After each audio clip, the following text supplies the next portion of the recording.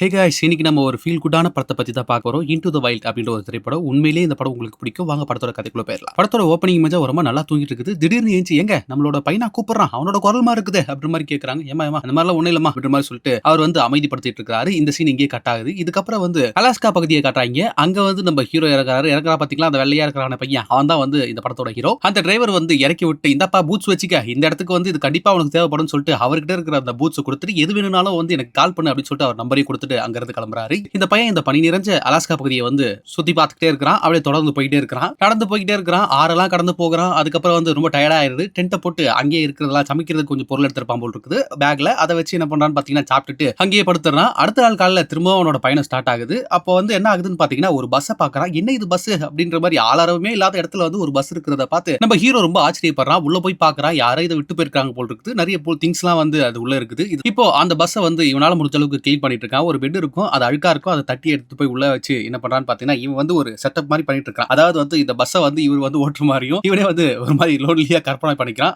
போலாமா தயாரா எல்லாரும் அப்படி மாதிரிலாம் சொல்லி நம்ம ஹீரோ வந்து ஜாலியா அதை என்ஜாய் பண்ணிட்டு இருக்கான். அதே சமயத்துல வந்து நம்ம ஹீரோவுக்கு என்ன பழக்கம் இருக்குதுன்னு பாத்தீங்கன்னா டைரி எழுதுற பழக்கம் இருக்குது. அவன் வாழ்க்கையில் நடந்த சுவாரஸ்யமான நிகழ்வுலாம் வந்து அவன் டைரியா எழுதுவான் போல் இருக்குது. இப்போ வந்து மேஜிக் பஸ் கிடைச்சிருக்கு பாத்தீங்களா, அதையுமே வந்து அவன் எழுதியிருக்கான். அது மட்டும் இல்லாம நம்ம ஹீரோவுக்கு வந்து இந்த பயணம்லாம் இருக்குது பாத்தீங்களா, அதை வச்சு வந்து கவிதைலாம் எழுதுற ஒரு பழக்கம் இருக்குது. அதை பழகையும் எழுதிட்டு இருக்காரு. வாழ்க்கையை ரொம்ப என்ஜாய் பண்ணிருக்காரு போல் இருக்குது தனிமையில. அடுத்த நாள் காலையில வந்து விடியும் போது என்ன ஆகுதுன்னு பாத்தீங்கன்னா முறையா வந்து மான்கள் கூட்டம் போறத வந்து நம்ம ஹீரோ வந்து பாக்குறாரு. ரொம்ப ஆச்சரியப்படுறாரு. இப்படி ஒரு படைப்பை வந்து இறைவன் கொடுத்திருக்காரு அப்படின்னு சொல்லிட்டு இறைவனுக்கு நன்றி சொல்லி கண் கலங்கி அந்த காட்சியை பார்த்துட்டு இருக்காரு நம்ம ஹீரோ. இப்போ வந்து ஹீரோக்கு வந்து சர்வை பண்ண ஆகணும் இல்லையா, அதனால வந்து ஒரு மான குறி வச்சு தாக்குறதுக்காக வெயிட் பண்ணிட்டு இருக்காரு. அந்த சமயத்துல வந்து அதோட குட்டிமான் வந்ததும் வந்து இவருக்கு வந்து மனசு சங்கடமாயிருது. ஐயோ, இதை நம்ம சாவடிச்சிட்டோம்னா இன்னும் கொஞ்ச நாள் அந்த குட்டிமானும் வந்து அம்மா இல்லாததால செத்து போயிடும். அதனால வந்து சுடுறதுக்கு நம்ம ஹீரோ வந்து தயங்குறாரு. எவ்வளவு நல்ல மனுஷன் பாருங்க. உண்மையிலே இந்த ஹீரோ யாரு தான், எதுக்காக இந்த மாதிரி சுத்திட்டு இருக்காரு, என்ன ஒண்ணுமே புரியலையே அப்படின்ற மாதிரி நம்ம எல்லாருமே யோசிப்போம். இப்பதான் ஹீரோட பிளாஷ்பேக்கை காட்டுறாங்க. நம்ம ஹீரோ வந்து ஒரு பிரில்லியன்ட்டான ஸ்டூடண்ட் போல் இருக்குது. அட்லாண்டால இருக்கிற எமோரி யூனிவர்சிட்டில வந்து நம்ம ஹீரோக்கு வந்து கிராஜுவேஷன் நடக்குது. நம்ம ஹீரோவோட பேர் என்னன்னு பாத்தீங்கன்னா கிறிஸ்டோபர் ஜான்சன் மெக்னாண்டல்ஸ் அப்படின்ற மாதிரி அவரோட பேர் இருக்கும். இவரை வந்து நம்ம சிஜேஎம் அப்படிங்கிற மாதிரி நம்ம ஷார்ட் ஃபார்ம் வச்சு நம்ம ஹீரோவை கூப்பிடுவோம். ஹீரோ என்ன பண்றாருன்னு பாத்தீங்கன்னா ஒரு கிராஜுவேஷன் பண்ணி நல்ல ஒரு ஹாப்பியான ஒரு லைஃப் வாழ்ந்துட்டு இருக்காரு. நம்ம ஹீரோவுக்கு ஒரே ஒரு ஆசை தான் இருக்குது. அதை வந்து என்னன்றத பின்னாடி சொல்றேன். இப்போ என்ன பண்றாருன்னு பாத்தீங்கன்னா பழைய காரை அவர் யூஸ் பண்ணிருப்பாரு. அதை வித்துட்டு இவங்க வந்து புது கார் வாங்கி கொடுத்துருப்பாங்க. ஆனா நம்ம ஹீரோ சிஜேஎம்க்கு வந்து அது வந்து பெருசா விருப்பம் இல்லை. எனக்கு பழைய காரே தான் பெட்டரா இருக்குது அப்படின்ற சொல்றாரு. நம்ம ஹீரோவுக்கு வந்து பெரிய ஆசைன்றது என்னன்னா பயணம் பண்ணணும், மக்களோட பழகணும், புது புதுசா எக்ஸ்ப்ளோர் பண்ணணும், புது புது இடங்களுக்கு போகணும் அப்படின்றது தான் நம்ம ஹீரோட ஆசையா இருக்குது. ஆனா வீட்ல இருக்கிறவங்க வந்து அதுக்கெல்லாம் சம்மதிக்க மாட்டாங்க போல் இருக்குது. இப்போ ஹீரோ என்ன பண்றாருன்னு பாத்தீங்கன்னா நான் மேற்படிப்புக்காக வந்து வெளியில போய் படிக்க போறேன், வெளியூருக்கு போறேன் அப்படின்னு சொல்லிட்டு ஒரு ஊருக்கு அவர் கிளம்பிட்டாரு. இந்த இடத்துக்கு போயிட்டு என்ன பண்றாருன்னு பாத்தீங்கன்னா இவர் வந்து கையில இருக்கிற நிறைய காசு இருக்கும் போல் இருக்குது. அதெல்லாம் வந்து ஒரு சேரிட்டிக்கு வச்சுட்டு கொஞ்சம் மட்டும் அவர் கையில வச்சுக்கிட்டு என்ன பண்றாரு பாத்தீங்கன்னா இவரோட ஐடி கார்டு எல்லாத்தையுமே வந்து இவர் உடைச்சு போட்டுறாரு. உடைச்சு போட்டு இவர் வந்து யூனிவர்சிட்டியில சேராம இவரோட விருப்பம் என்ன, நாடோடி மாதிரி இந்த வாழ்க்கையை வந்து வாழ்ந்து பார்க்கணும் அப்படின்ற மாதிரி ஆசைப்படுறாரு இல்லையா, அந்த வாழ்க்கையை வந்து வாழறதுக்காக நம்ம ஹீரோ வந்து பயணப்படுறாரு. இதுதான் முன்னாடி சீனா வந்து காட்டியிருப்பாங்க. இதுதான் இந்த படத்தோட செட்டப்புமே கூட. இதுக்கப்புறம் நம்ம ஹீரோ என்ன பண்றாரு பாத்தீங்கன்னா அந்த கார் எடுத்துட்டு கிளம்பி இருப்பாரு. கிளம்பி ஒரு இடத்துல போயிட்டு ஸ்டே பண்ணலாம்னு சொல்லிட்டு தூங்கிட்டு இருப்பாரு. ஆனா அந்த நேரத்துல என்ன ஆகுதுன்னு பாத்தீங்கன்னா அந்த இடத்துல வந்து அபாயமான ஒரு இடம், அதாவது வந்து வெள்ளம் எப்ப வேணா வரும் அந்த மாதிரியான இடம் அது. அந்த இடம் வந்து நம்ம ஹீரோக்கு தெரியாது. அதனால என்ன ஆகுதுன்னு பாத்தீங்கன்னா நைட் ஃபுல்லா வெள்ளம் அடிச்சது வந்து நம்ம ஹீரோக்கு வந்து தெரியாம இருக்கிறாரு. இப்போ வந்து கார் ஸ்டார்ட் ஆகாது இல்லையா, ஓபன் பண்ணி பார்க்கும்போது இவ்வளவு பெரிய ஒரு சம்பவம் நடந்திருக்குது. ஆனா தலைவன் வந்து அசால்ட்டா இருக்காரு. கார் ஒர்க் ஆகாது, நடராஜா சர்வீஸ் தான் அப்படின்னு சொல்லிட்டு நம்ம ஹீரோ என்ன பண்றாரு பாத்தீங்கன்னா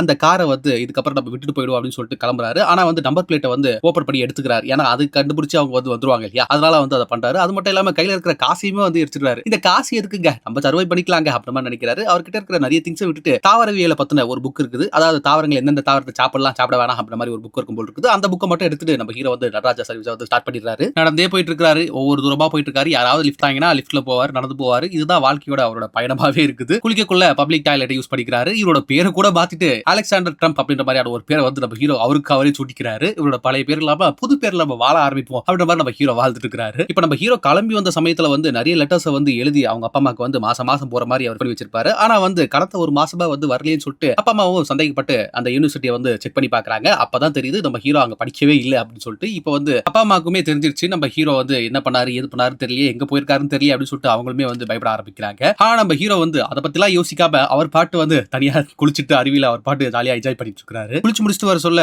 ஒரு கேப்பை பாப்பாரு நம்ம ஹீரோ. அதை பார்த்துட்டு வந்து ரொம்ப ஆச்சரியப்படுவாரு, ரொம்ப சந்தோஷப்படுவாரு. இந்த கேப் எனக்கு கிடைச்சிருக்கு, எவ்வளவு ரொம்ப பிளஸ்ட் அப்படின்ற மாதிரி யோசிப்பாரு. சின்ன சின்ன விஷயத்துக்குலாம் வந்து அவர் ஹாப்பியா ஆகுறாரு. அதான் வந்து அந்த சீன்ல காட்டியிருப்பாங்க. அப்படியே நடந்து போயிட்டு இருக்காரு. ஒரு வயசான ஃபேமிலி வந்து லிஃப்ட் கொடுக்குறாங்க. இவரும் ஏறிக்கிறாரு. இப்போ அவங்களுமே வந்து கிட்டத்தட்ட நோமேட் தான் போல் இருக்குது. அப்போ வந்து அவங்க சொல்றாங்க எங்களுக்கு யாருமே இல்ல, அதனால நாங்க டிராவல் பண்ணிட்டு இருக்கோம். உன்னை பார்த்தா நல்லா படிச்ச பணக்கார வீட்டு பையமா இருக்கு, எதுக்காக இந்த மாதிரி பண்ணிட்டு இருக்க, உன்னோட ஃபேமிலி உன்னை பத்தி யோசிப்பாங்களா அப்படிங்கும்போது இல்லங்க எனக்கு வந்து இந்த பக்தி, இந்த ஃபேமிலி, இந்த குடும்பம், அந்த குட்டி, அந்த இதை பத்தி எல்லாம் எதுவுமே யோசிக்காம யோசிக்காம இந்த ரெகுலர் லைஃப்ல இருந்து நான் வந்து விடுபடணும்னு நினைக்கிறேன், அதுக்காக தான் இந்த முயற்சியை நான் பண்ணிட்டு இருக்கிறேன் அப்படின்ற மாதிரி சொன்னதும் அவங்களுமே லைட்டா வருத்தப்படுறாங்க. அவனோட ஆசை புதுசா இருக்குது, ஆனா வந்து அதை ஏத்துக்கிற மாதிரியே இருக்குதுன்ற மாதிரி அவங்களும் புரிஞ்சுக்கிறாங்க. இப்ப கொஞ்ச நாளைக்கு நம்ம ஹீரோ வந்து இந்த கப்புள்ஸ் கூட தான் வாழ்ந்துட்டு இருக்காரு. இந்த சமயத்துல தான் வந்து ஒரு கடற்கரையில வந்து அந்த கூட இருந்தாங்க பாத்தீங்களா, நோமேட்ல ஃபேமிலில அந்த லேடி வந்து என்ன பண்றாங்கன்னு பாத்தீங்கன்னா கடற்கரையில ஒரு வாக் இருக்காங்க. இப்போ வந்து ஹீரோ வந்து பேசிட்டு இருக்காரு. எப்படி லவ் பண்ணீங்க அப்படின்னும் போது, இது லவ்வர்லாம் இல்லப்பா, நாங்க வந்து சந்தர்ப்ப சூழ்நிலையால மீட் பண்ணிக்கிட்டோம். ரெண்டு பேருமே வந்து நான் லவ் பண்ணி ப்ரொபோஸ் பண்ணாலுமே கூட அவ வந்து அதை ஏத்துக்கிற மாட்டா அப்படின்ற மாதிரி சொல்லும்போது நம்ம ஹீரோ வந்து ஒரு பிலாசபி சொல்லுவாரு. இது உண்மையிலே வந்து தரமா இருக்கும். அதாவது வந்து லைஃப்ல வந்து வெற்றிடமான ஒரு விஷயம் இருக்கு. காதல் தோல்வியா இருந்துச்சு, அப்புறம் வந்து வாழ்க்கையில வந்து ஒரு வெறுமையான ஒரு நிகழ்வு இருக்கு. அந்த நிகழ்வை பூர்த்தி செய்யறதுக்கு வந்து யாராலுமே முடியாது. அந்த மாதிரி மனநிலையில தான் அந்த லேடி இருப்பாங்க. அதனால தான் வந்து நீங்க எத்தனை தடவை வந்து உங்க லவ் சொன்னாலும் அவங்களுக்கு வந்து அது பெருசா தெரியல. ஒரு மாதிரி நம்ம ஹீரோ சொன்னமோ, என்னப்பா நீ வந்து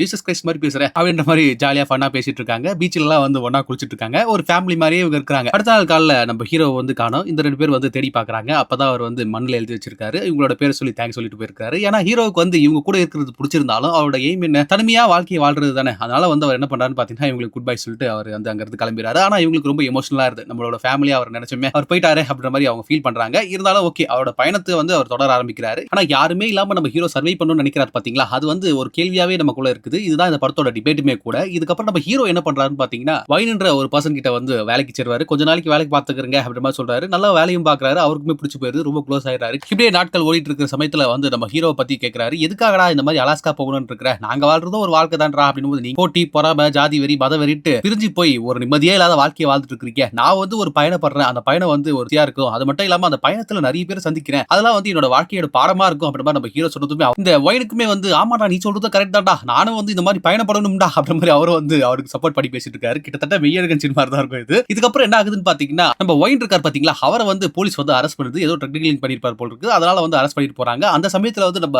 ஹீரோ கிட்ட வந்து வைன் என்ன சொல்றாருன்னு பாத்தீங்கன்னா, உனக்கு தேவையான பொருளெல்லாம் நீ எடுத்துட்டு வந்து அலாஸ்கா வந்து சவுத் பக்கம் தான் இருக்குது, அந்த பக்கமா போ, நீ எப்போ வேணா திரும்பி வரலாம்டா அப்படின்னு சொல்லிட்டு அவர் வந்து போலீஸ் வண்டியில ஏறி போயிடுறாரு. இப்போ நம்ம ஹீரோக்கு இதை பார்க்கும்போது ரொம்ப கஷ்டமா இருக்குது. இருந்தாலும் அவரோட பயணத்தை வந்து அவர் ஸ்டார்ட் பண்ண ஆரம்பிச்சாரு. இது வரைக்கும் நம்ம ஹீரோ வந்து ரோட்ல தானே போவாரு. அந்த மாதிரி ரோட்ல போயிட்டு நல்லா வந்து பஸ் ட்ரக் அது மாதிரி போட்டு அவர் பாட்டு போயிட்டே இருக்காரு. இப்போ ஒரு ஆசை வருது, நம்ம வந்து தண்ணி வழியா வந்து நம்மளோட பயணத்தை வந்து தொடருவோமே அப்படின்னு சொல்லிட்டு என்ன பண்றாரு பாத்தீங்கன்னா அதுக்கு பர்மிஷன் எல்லாம் கேட்கணும் போல. ஆனா அவங்க என்ன சொல்றாங்கன்னு பாத்தீங்கன்னா, ஏப்பா இதெல்லாம் வந்து கொடுக்க முடியாது போப்பா அப்படின்னு சொல்லிட்டு அவங்க வந்து விரட்டி விட்டுறாங்க. ஆனா நம்ம ஹீரோக்கு வந்து எப்படியாவது போகணுன்றதுக்காக இவரே வந்து என்ன பண்றாரு பாத்தீங்கன்னா போட்டை ரெடி பண்ணிட்டு அருவில வந்து குதிச்சிடுறாரு. அதாவது வந்து டிராவல ஸ்டார்ட் பண்றாரு. இப்படியே போயிட்டு இருக்குது. கொஞ்சம் தொலைவு போகும்போது எல்லாருமே வந்து ஆரவாரப்படுத்துறாங்க.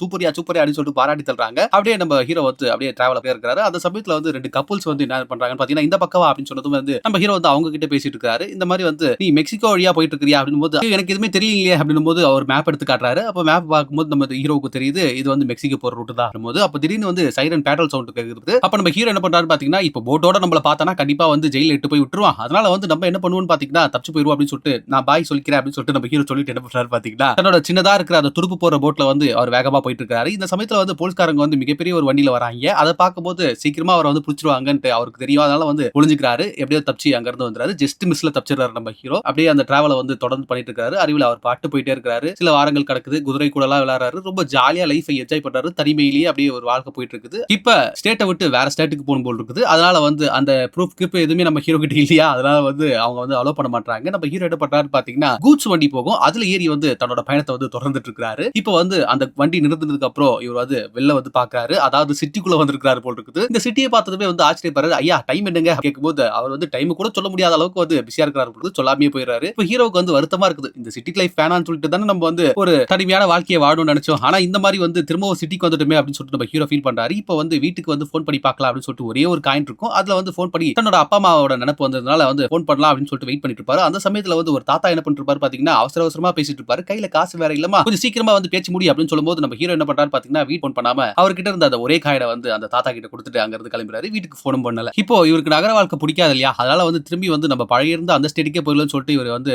டிராவல் பண்றதுக்காக என்ன பண்றாரு பாத்தீங்கன்னா அந்த கூஸ்ட் வண்டியில வந்து திரும்ப ஏறாரு. ஆனா கூஸ்ட் வண்டியில ஏறும்போது என்ன ஆகுதுன்னு பாத்தீங்கன்னா இந்த சமயத்துல வந்து ரெட் லைட் அலாரம் எல்லாம் போட்டு அவரை வந்து புடிச்சிடுறாங்க. ஏன்னா நீ திருட வந்திருக்கியாடா அப்படின்னு சொல்லிட்டு தப்பா நம்ம ஹீரோவை பிடிச்சி அவர் வந்து அடியோடின்னு அடிச்சு அமுச்சு விட்டுறாங்க. இப்ப ஹீரோவுக்கு வந்து முகமெல்லாம் காயும். என்னடா இது அப்படின்ற மாதிரி நமக்கே இருக்கும். ரொம்ப ஃபீல் பண்றாரு நம்ம ஹீரோவுமே. இந்த சமயத்துல வந்து நம்ம ஹீரோ என்ன பண்றான்னு பாத்தீங்கன்னா திரும்பவும் டிராவல் பண்ணலாம்னு சொல்லிட்டு ரோடு வழியா பண்ணா அவருக்கு யாருமே லிஃப்ட் கொடுக்க மாட்டாங்க. அவர் பாக்குறதுக்கு கொஞ்சம் வந்து வித்தியாசமா இருக்கிறதுனால அதனால வந்து காட்டு வழியாவே நம்ம வந்து டிராவல் தொடங்குவோம் அப்படின்னு சொல்லிட்டு காட்டு வழியா போறாரு. ஒரு மானை பாக்குறாரு. அந்த மானை சுட்டு சாப்பிட்டு ஒரு ஒரு அந்த நாள் வந்து திருப்தியா போகுது. அடுத்த நாள் வந்து பதப்படுத்துறதுக்காக சாப்பாடு வச்சிருப்பாரு போல் இருக்குது. ஆனா நம்ம ஹீரோக்கு வந்து எப்படி பதப்படுத்தணும் அப்படின்றது வந்து தெரியவே இல்லை. அதனால வந்து புழுவெல்லாம் முடிச்சு அது வந்து சாப்பிடறதுக்கு முடியாத ஒரு பொருளா மாறிடுது. அது மட்டும் இல்லாம அந்த பொருளை வந்து நரியும் கழுகுங்களும் வந்து சாப்பிடுற அளவுக்கான ஒரு பொருளா தான் மாறிடுது. அதனால வந்து ஹீரோக்கு ஹீரோக்கு வந்து ரொம்ப கஷ்டமாயிருது. என்னடா இது நம்ம வந்து ஒரு வாரத்துக்கான சாப்பாடா இது விக்கலான்னு பார்த்தோம். இந்த மாதிரி நடந்துருச்சே அப்படின்னு சொல்லிட்டு அவர் வந்து ஃபீல் பண்ணிட்டு அத பத்தியும் பெருசா யோசிக்காம அவர் டிராவல் பண்றதுக்கு வந்து தொடங்குறாரு. இப்போ வந்து ஒரு ஆத்த பார்க்குறாரு. அந்த ஆறு வந்து மிக வேகமா போயிட்டு இருக்குது. இருந்தாலும் நம்ம இத கடந்துடலாம் அப்படின்னு சொல்லிட்டு ஹீரோ வந்து குதிக்கிறாரு. ஆனா அவரால முடியலன்றத அவர் தெரிஞ்சுட்டு என்ன பண்றாரு பார்த்தீங்கன்னா, தப்பிச்சிறாரு. எப்படியோ ஒரு வழியா அவரு அந்த இடத்துல இருந்து தப்பிச்சிறாரு. இப்போ வந்து தன்னோட நோட்ஸ்ல வந்து குறிச்சு வச்சுக்கிறாரு. இந்த மாதிரி வந்து வேகமா போற ஆற வந்து நீங்க பிரெடிக்ட் பண்ணாதீங்க. அது எப்படி போகுது, எப்படி நம்மள தக்க வைக்குமா, இல்ல காப்பாத்துமா, கொல்லுமான்ற மாதிரி தெரியாது அப்படின்ற மாதிரி நம்ம ஹீரோ வந்து நோட் பண்ணி வச்சிருப்பாரு. இப்போ நம்ம ஹீரோவுக்கு வந்து எப்படியாவது வந்து ஷவர்ல குளிக்கணும் அப்படின்ற மாதிரியான ஆசை வருது. அதனால வந்து அவர்கிட்ட இருக்கிற டப்பா ஒண்ணு இருக்கும். அதையும் வந்து ஷவர் மாதிரி ரெடி பண்ணி அவர் குளிச்சு ரொம்ப சந்தோஷப்பட்டு இருக்காரு. சின்ன சின்ன விஷயத்துக்குலாம் ரொம்ப சந்தோஷப்பட்டு இருக்காரு. இப்போ நம்ம ஹீரோட பயணமும் தொடர்ந்துட்டே இருக்குது. அப்போ வந்து ஒரு சின்ன ஃபெஸ்டிவல் மாதிரி ஒரு ஊர்ல நடந்துட்டு இருக்கும் போல இருக்குது. அத பார்த்து நம்ம ஹீரோ வந்து எங்கேயோ இவங்கள பார்த்த மாதிரி இருக்கு அப்படின்னு சொல்லும்போது ஆக்சுவலா வந்து இவர் ஸ்டார்டிங்ல பார்த்தாரு பாத்தீங்களா 2 கப்பிள் அவங்க வந்து இருப்பாங்க. அவங்கள பார்த்து இவர் வந்து ரொம்ப ஹாப்பியாயிரு ரொம்ப சந்தோஷப்படுறாரு. கிட்டத்தட்ட 1 வருஷம் ஆயிடுச்சு போல இருக்குது அவங்கள பார்த்து. அவங்க ரொம்ப சந்தோஷப்படுறாங்க நம்ம ஹீரோவ பார்த்து. ஆனா வந்து என்ன சொல்றாங்கன்னு பாத்தீங்கன்னா, "நீ கொஞ்ச நாளைக்கு எங்க கூட இருக்கணும். டக்குன்னுலாம் போயிராத" அப்படின்னு சொல்லிட்டு அவங்க வந்து ரொம்ப அன்பு தொல்லை குடுக்குறாங்க. நம்ம ஹீரோவுமே வந்து அத ஏத்துக்கிறாரு. இதுதான் இந்த படத்தோட பிரேக் இன்டு 2 கூட. இதுக்கப்புறம் நம்ம ஹீரோ வந்து அதே இடத்துல வந்து ஒரு சில மாசங்கள் வந்து ஸ்டே பண்றாரு. அங்க வந்து ஒரு பார்ட்டி டவுன் மாதிரி தான் அது போல. அதனால வந்து எல்லாருமே வந்து பலதரப்பட்ட மக்கள் வந்துட்டு ரொம்ப ஜாலியா என்ஜாய் பண்ணிட்டு இருக்காங்க. ஹீரோக்குமே கொஞ்சம் பிடிச்சிருக்குது. அந்த இடத்துல வந்து ஒரு பொண்ணு இருக்கா. அவ கிட்டார்லாம் வாசிச்சு ரொம்ப அழகா இருக்கா பார்க்கறதுக்கு. நம்ம ஹீரோவையுமே வந்து அவ லவ் பண்றா போல இருக்குது. இப்ப தன்னோட லவ்வ வந்து அவ சொன்னதுமே நம்ம ஹீரோவோட மனநிலை வந்து இந்த மாதிரி லவ் அந்த மாதிரி சரகாச்சாரத்துக்குலாம் வந்து அவர் விருப்பம் இல்ல. அதனால அந்த பொண்ணு கிட்ட ஓப்பனா வந்து அன்பா சொல்றாரு. அது மட்டும் இல்லாம நீ ரொம்ப சின்ன பொண்ணு 16 வயசு தான் ஆகுது. அதனால வந்து உனக்கு வந்து ஒரு மெச்சூரிட்டி இல்லமா. அது மட்டும் இல்லாம நான் உன்னை ஏமாத்துறதுக்கு விரும்பல. நான் வந்து பயணத்தை தொடங்க போறேன் அப்படின்னு சொல்லிட்டு நம்ம ஹீரோ என்ன பண்றாரு பாத்தீங்கன்னா அடுத்த நாளே அங்க இருந்து கிளம்பிறாரு. இப்ப அந்த கப்பல்ஸ் இருக்காங்க பாத்தீங்களா அவங்க தான் வந்து டிராப் பண்றாங்க. இப்ப ஹீரோ கிட்ட வந்து சொல்றாங்க அடுத்து எங்கேயாவது சந்திப்போம் அப்படின்னு சொல்லிட்டு நம்ம ஹீரோக்கு வந்து விஷயம் சொல்லிட்டு அவங்க கிளம்பிறாங்க. இப்ப ஹீரோ திரும்பவும் தன்னோட பயணத்தை வந்து தொடங்க ஆரம்பிக்கிறாரு. இந்த சமயத்துல ஒரு வயசான தாத்தா வந்து ட்ரக்ல வந்துட்டு இருக்காரு. அவர் வந்து என்ன கேக்குறாரு பாத்தீங்கன்னா தம்பி எங்க போயிட்டு இருக்கீங்க அப்படி மாதிரி அவர் கேட்கும்போது இந்த மாதிரி இங்க அலாஸ்காவை நோக்கி போயிட்டு இருக்கிற அப்படி மாதிரி நம்ம ஹீரோ சொல்றாரு. இப்ப அந்த தாத்தாவுமே வந்து ஒரு தனிமையான வாழ்க்கையை தான் வாழ்ந்துட்டு இருக்காரு போல இருக்குது. மனைவி குட்டி எதுவுமே இல்ல போல இருக்குது. தனியா இருக்கிறதால வந்து நீ கொஞ்ச நாளைக்கு என் கூட இருப்பா அப்படின்னு சொல்லிட்டு அவர் ஆக்சுவலா என்ன பண்றாரு ஹீரோட ஃபேமிலி கூட வந்து அவர் ஜாயின் பண்ணணும்ன்றது தான் அவர் விருப்பப்படுறாரு. ஆனா நம்ம ஹீரோ வந்து அதுதான் கேட்காம என்ன பண்றாரு பாத்தீங்கன்னா இல்லங்க இல்லங்க அப்படின்னு சொல்லிட்டு அவர்கிட்ட இருந்து பிரியணும் தான் பாக்குறாரு. இல்லப்பா கொஞ்ச நாளைக்கு நீ என் கூட இருந்துட்டு போய் அப்படின்னு சொல்லும்போது சரி ஓகேன்னு நம்ம ஹீரோன்னு சொல்லிட்டு அவர் கூட வாழ ஆரம்பிக்கிறாரு. அந்த சமயத்துல என்ன ஆகுதுன்னு பாத்தீங்கன்னா அவர் வந்து பெல்ட்லாம் செய்யறதுக்கு வந்து நம்ம ஹீரோக்கு சொல்லி கொடுக்குறாரு. நம்ம ஹீரோமே சீக்கிரமா கத்துக்கிறாரு. இதுவரை நம்ம ஹீரோ வந்து டிராவல் பண்ண அந்த போலீஸ் கிட்ட மாட்டினது அதுக்கப்புறம் வந்து டிராவல் பண்ணது பசங்க மீட் பண்ணது அதெல்லாம் வந்து அந்த பெல்ட்ல வந்து பொறிச்சுக்கிறாரு. அவருக்குன்னு ஒரு பெல்ட் அவர் ரெடி பண்ணிக்கிறாரு. முடிஞ்ச அளவுக்கு நம்ம ஹீரோ வந்து அந்த தாத்தா வந்து கன்வின்ஸ் பண்ணி எப்படியாவது அவரோட ஃபேமிலில சேர்க்கணும்னு தான் பாக்குறாரு. ஆனா நம்ம ஹீரோ வந்து அதை வந்து கேட்கறதாவே இல்லை. இப்ப நம்ம ஹீரோ என்ன பண்றாரு பாத்தீங்கன்னா பேக் எடுத்துட்டு ஒரு மலை மேல உச்சிக்கு போயிடுறாரு. உச்சிக்கு போயிட்டு ஹோல்ட் மேன் நீ மேல வா அப்படின்ற மாதிரி சொல்றாரு. நம்ம தாத்தா என்ன பண்றாரு பாத்தீங்கன்னா பாதி தொழு வந்துடுறாரு. பாதி தொழு வந்ததுக்கு அப்புறம் இல்லப்பா என்னால முடியல அப்படின்னு சொல்லும்போது என்ன காலெல்லாம் வந்து உனக்கு ஓட்ட விட்டுருச்சா அப்படின்ற மாதிரி சொல்லி அவரை வந்து கிண்டல் பண்றான் நம்ம ஹீரோ. இதனால வந்து கோவப்பட்ட அந்த தாத்தா என்ன பண்றாரு பாத்தீங்கன்னா மலை உச்சிக்கு வந்துறாரு. நம்ம ஹீரோ முறைச்சிட்டு இருக்காரு. இப்ப ஹீரோ என்ன பண்றாரு பாத்தீங்கன்னா ஒரு வியூவை காட்டுறாரு. இத பார்த்து நம்ம தாத்தாவுக்கே வந்து பிரமிப்பாயிருது. இவ்வளவு அழகான ஒரு வியூ இருக்குதா இவ்வளவு வருஷமா நம்ம இந்த ஊர்ல தான் இருக்கிறோம். இத பார்க்க முடியாம நம்ம இருந்திருக்கிறோமே அப்படின்ற மாதிரி அந்த தாத்தா வந்து ஃபீல் பண்றாரு. பாத்தீங்களா தாத்தா இவ்வளவு வருஷமா நீங்க இருக்கிறீங்க. ஆனா இந்த மாதிரி ஒரு வியூ நீங்க பார்த்ததே இல்ல. அது போல தான் என்னோட வாழ்க்கையும். இது வரைக்கும் நீங்க வந்து கம்ஃபர்ட்டான ஒரு லைஃப் வந்து வாழ்ந்துட்டு இருக்கீங்க. அதே மாதிரி வாழ்க்கையை நானும் வாழணும்னு நீங்க நினைக்கிறீங்க. ஆனா வந்து நான் அந்த மாதிரி இல்ல. இப்ப பாத்தீங்களா இந்த ஒரு அழகான வியூ அது மாதிரி தான் என்னோட வாழ்க்கையை நான் அமைச்சுக்கணும்னு நினைக்கிறேன் அப்படின்ற மாதிரி நம்ம ஹீரோ சொல்றாரு. இந்த இடம்லாம் வந்து பயங்கரமா இருக்கும். இதுதான் இந்த படத்தோட மிட் பாயிண்ட்டும் கூட. இப்ப இந்த தாத்தா கூட நம்ம ஹீரோ இருந்தாலுமே கூட அவரோட எய்ம் என்னன்னு பாத்தீங்கன்னா அலாஸ்கா போறது. அதனால வந்து அந்த தாத்தா கிட்ட சொல்லிட்டு அங்க இருந்து கிளம்பலான்னு பார்க்கும்போது தாத்தா என்ன சொல்றாரு பாத்தீங்கன்னா எனக்கும் வயசாயிருச்சு. நான் இன்னைக்கும் நாளைக்கே இருக்கிறேன். நான் செத்ததுக்கு அப்புறம் வேணா நீ கிளம்பு அப்படின்ற மாதிரி அந்த தாத்தா சொன்னதுமே நம்ம ஹீரோக்கு வந்து ரொம்ப கஷ்டமாயிருது. அப்ப நம்ம ஹீரோ ஒரு ப்ராமிஸ் பண்றாரு. என்னோட பயணம் வந்து இதுதான். அலாஸ்காவை நோக்கி போகணும். கண்டிப்பா நான் வந்து போயிட்டு வந்து உங்க கூட வந்து நிரந்தரமான ஒரு பேரனா வந்து வாழ்றேன் அப்படின்ற மாதிரி சத்தியம் பண்ணிட்டு நம்ம ஹீரோ அங்க இருந்து கிளம்புறாரு. நம்ம தாத்தாவை புரிஞ்சுக்கிட்டு சரி ஓகே இவன் இவ்வளவு விருப்பப்படுறான். அதனால வந்து அவனோட பயணத்தை தொடரணும்னு சொல்லிட்டு அவருமே வந்து வழி அனுப்பி வச்சிடறாரு. இந்த சீன் ரொம்ப எமோஷனலா இருக்குங்க. யாருனே தெரியாத ஒரு ஆளு ஆனா இப்ப பாருங்க சொந்த தாத்தாவா மாறி இருக்காரு. இது மாதிரி வந்து நிறைய பேருக்கு நடக்கும். ஒரு வழியா ஹீரோ வந்து டிராவல் பண்ணி அலாஸ்கா வந்துறாரு. இந்த சீனை தான் வந்து ஸ்டார்டிங் சீன்ல காட்டியிருப்பாங்க. இப்ப ஹீரோ வந்து அந்த மானெல்லாம் வந்து ஷூட் பண்ணல இல்லையா? அதனால வந்து என்ன பண்றாரு பாத்தீங்கன்னா தாவரத்தை சாப்பிட்டு நம்ம வாழ்வோம் அப்படின்னு சொல்லிட்டு வாழ ஆரம்பிக்கிறாரு. இந்த சமயத்துல வந்து அவருக்கு சரியான புரோட்டீன் கிடைக்காதனால வந்து அவர் ஒல்லியாகவே ஆரம்பிக்கிறாரு. அவரோட பெல்ட்லாம் வந்து ரொம்ப லூஸ் ஆயிருது. இவரே வந்து எக்ஸ்ட்ரா ஓட்ட போட்டு அந்த பெல்ட்டை வந்து இவர் சரி பண்ணிக்கிறாரு. தாவரத்தை பத்தின ஒரு புக்கை வந்து வச்சிருக்காரு போல் இருக்குது. அந்த புக்கை வந்து அவர் படிச்சு அப்படி இப்படி எதை சாப்பிடலாம் எதை சாப்பிடக்கூடாது அப்படின்ற மாதிரி வந்து சாப்பிட்டு வாழ்க்கையை வாழ்ந்துட்டு இருக்காரு. ஒரு வழியா வந்து அவர் வந்து அடைய வேண்டிய ஒரு இடத்தையும் வந்து அடைஞ்சிட்டாரு. அலாஸ்கால வந்து பெருசா உணவு வந்து எதுவும் இருக்காது. அதெல்லாம் வந்து அங்க வந்து ஒரு கிழங்கு வகை வந்து இருக்கும் போல் இருக்குது. அந்த கிழங்கு வந்து சாப்பிட்டுட்டு நம்ம ஹீரோ வந்து உயிர் வாழ்ந்துட்டு இருக்காரு. இப்ப நம்ம ஹீரோ வழக்கம் போல எந்திரிக்கலாம் அப்படின்ற மாதிரி நினைக்கிற நேரத்துல வந்து அவர் கை கால்லாம் வந்து மறுத்து போயிருது. என்னடா இது ஒரு மாதிரி பேரலைஸ் ஆன மாதிரியே இருக்கே அப்படின்னு மாதிரி அந்த புக்கை வந்து திரும்பி படிக்க ஆரம்பிக்கிறாரு. அப்பதான் வந்து அந்த புக்ல போட்டிருக்காங்க மத்த பகுதியில வளர்ற உருளைக்கிழங்குலாம் வந்து சேஃப் தான். ஆனா வந்து அலாஸ்கால வர உருளைக்கிழங்கு வந்து ஸ்லோ பாய்சன் மாதிரி அப்படின்ற மாதிரி வந்து ஹீரோக்கு போட்டிருக்கிறத வந்து பாத்துறாரு. இதை பார்த்ததுமே நம்ம ஹீரோ புரிஞ்சுது. ஆகா நம்ம ஆல்ரெடி சாப்பிட்டு முடிச்சிட்டோம். அப்ப இன்னும் கொஞ்ச நேரத்துல நம்ம சாக போறோம் அப்படின்னு சொல்லிட்டு நம்ம ஹீரோக்கு புரிஞ்சுதோ ரொம்ப ஃபீல் பண்ணி அழுகுறாரு, தேம்புறாரு. என்ன பண்ணாலுமே வந்து வாழ்க்கை அவ்வளவுதான் முடிய போகுதுன்றத வந்து அவர் புரிஞ்சுக்கிறாரு. இப்ப வந்து அவர் யோசிக்கிறாரு. முன்னாடி வந்து நம்ம கப்பல்ஸ் வந்தாங்க. அவங்க கூட நம்ம இருக்க சொன்னாங்க. நம்ம இல்ல. அதுக்கப்புறம் வந்து ஒரு பொண்ணு வந்துச்சு நம்மளோட காதலியா இருக்குன்னு சொல்லிச்சு. அது கூட நம்மளால இருக்க முடியல. அதுக்கப்புறம் வந்து இந்த வயசான தாத்தா இருந்தாரு. அவரும் வந்து என் கூட இருப்பா அப்படின்னு சொன்னாரு. நம்ம இது எதையுமே கேட்காம வந்து இந்த மாதிரி முட்டாள்தனமா நம்ம யோசிச்சிட்டோமோ அப்படின்ற மாதிரி நம்ம ஹீரோ யோசிக்கிறாரு. இப்பதான் நம்ம ஹீரோ புரிஞ்சுக்காரு. ஹாப்பினஸ்ன்றது வந்து தனிமையில இருக்கிறது மட்டும் இல்ல. நம்மள நம்புற ஒருத்தராவது நம்ம வந்து சம்பாரிச்சு வச்சுக்கணும் அப்படின்றத வந்து நம்ம ஹீரோ புரிஞ்சுக்கிட்டு என்ன பண்றாரு பாத்தீங்கன்னா ஒரு கோட் எழுதுறாரு. அது என்னன்னு பாத்தீங்கன்னா happiness only real when shared அப்படின்ற மாதிரி ஒரு கோட் எழுதி வச்சிருக்காரு. இருந்தாலுமே வந்து சாவுன்றது வந்து ஒரு முடிவில்லாத பயன்ன்றதை நம்ம ஹீரோ புரிஞ்சுக்கிறாரு. அதனால என்ன பண்றாரு பாத்தீங்கன்னா சாவறதுக்கு முன்னாடி வந்து தன்னோட உண்மையான பேரை எழுதி வச்சுட்டு நான் ஒரு அழகான வாழ்க்கையை வாழ்ந்தேன். இந்த வாழ்க்கையை கொடுத்ததுக்கு நன்றி இறைவா அப்படின்னு சொல்லிட்டு அவர் எழுதிட்டு என்ன பண்றாரு பாத்தீங்கன்னா தன்னோட உண்மையான பேர் இருக்குது பாத்தீங்களா அந்த பேரை எழுதி வச்சுட்டு அவர் வந்து